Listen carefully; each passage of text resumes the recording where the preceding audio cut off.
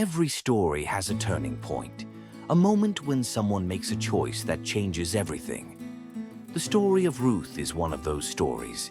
It is a journey from famine to blessing, from emptiness to hope, and from ordinary life to a place in God's grand plan. It begins in the little town of Bethlehem. The land was in crisis. A famine spread across the country. Food was scarce and families struggled to survive. To escape the hardship, a man named Elimelech decided to take his wife, Naomi, and their 2 sons to the neighboring land of Moab. At first, the move seemed wise. They found food, shelter, and a chance to rebuild. But tragedy soon struck. Elimelech died, leaving Naomi a widow in a foreign land. Her 2 sons later married Moabite women, Ruth and Orpah. For a time, life seemed stable again.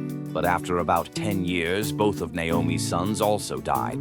Naomi was left with nothing, no husband, no sons, and only her daughters-in-law. In ancient times, this was devastating. A widow without family had no security, no protection, no future. When Naomi heard that the famine had ended in Bethlehem, she decided to return home. She urged Ruth and Orpah to stay in Moab, where they could remarry and rebuild their lives. With tears, Orpah kissed Naomi goodbye. But Ruth clung tightly to her mother-in-law. Her words still echo across history. Do not urge me to leave you or to turn back from you. Where you go, I will go. Where you stay, I will stay. Your people will be my people, and your God, my God. It was a declaration of loyalty, of faith, and of courage. Ruth chose love over comfort, sacrifice over safety. And so together, Ruth and Naomi set out for Bethlehem. When they arrived in Bethlehem, the town was buzzing with whispers. Could this be Naomi, who had left so many years ago? But Naomi was bitter. She said, "Don't call me Naomi," which means pleasant. Call me Mara, which means bitter. The Lord has dealt bitterly with me.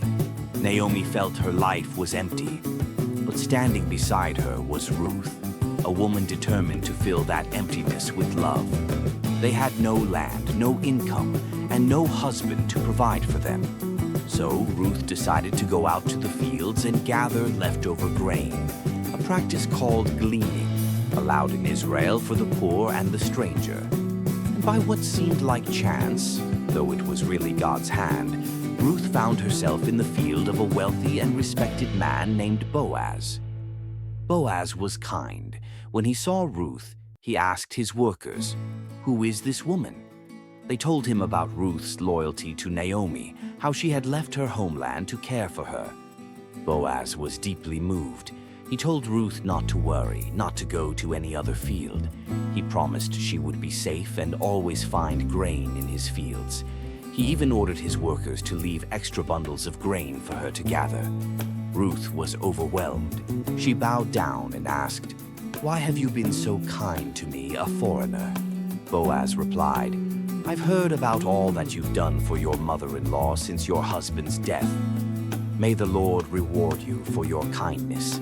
That day, Ruth returned home with far more grain than Naomi expected. Naomi's heart stirred with hope.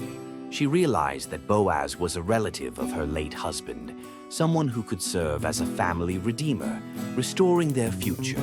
Naomi then came up with a plan. She told Ruth to wash, put on her best clothes, and go to the threshing floor where Boaz was working late into the night.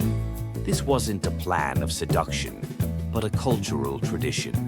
By uncovering Boaz's feet and lying there, Ruth was symbolically asking him to spread his cloak over her, a way of saying, "Take me under your protection. Be my redeemer." When Boaz awoke and saw her, he was moved by her boldness and integrity. He said, "You could have gone after younger men, rich or poor, but instead you have shown kindness to me. Don't be afraid. I will do for you all you ask." But Boaz was an honorable man. There was another relative who had the first right to redeem Naomi's family. Boaz promised to settle the matter honestly the very next day. The next morning, Boaz went to the town gate, where legal matters were settled. In front of the elders, he offered the closer relative the chance to redeem Naomi's land and marry Ruth. The man declined, saying it would endanger his own estate. So Boaz gladly stepped forward. He declared before everyone that he would redeem the land and take Ruth as his wife. The people blessed their union, praying that Ruth would be fruitful and honored in Israel. Soon, Ruth and Boaz were married. Their home was filled with joy, and before long they had a son named Obed. For Naomi, who once felt empty and bitter, joy returned. The women of Bethlehem celebrated with her, saying, "Praise be to the Lord. Ruth loves you and is better to you than 7 sons." Naomi held Obed in her arms, and her heart was full again. But this story is more than just about one family's restoration. Obed grew up to be the grandfather of King David, Israel's greatest king. And generations later, from this very family line, came Jesus Christ, the Savior of the world. The story of Ruth is a reminder that faithfulness, kindness, and courage can transform even the darkest seasons. Ruth was a foreigner, a widow, and poor, yet her story became one of hope, love, and redemption. It teaches us that God works through the small, everyday choices we make. Ruth chose loyalty over comfort, hard work over despair, and faith over fear. And through those choices, she became part of God's eternal plan. So, when life feels uncertain, remember Ruth. Remember that your faithfulness, no matter how small it seems, can open doors to blessings you never imagined. This is the story of Ruth, a story of loyalty, love, and redemption that still speaks to us today.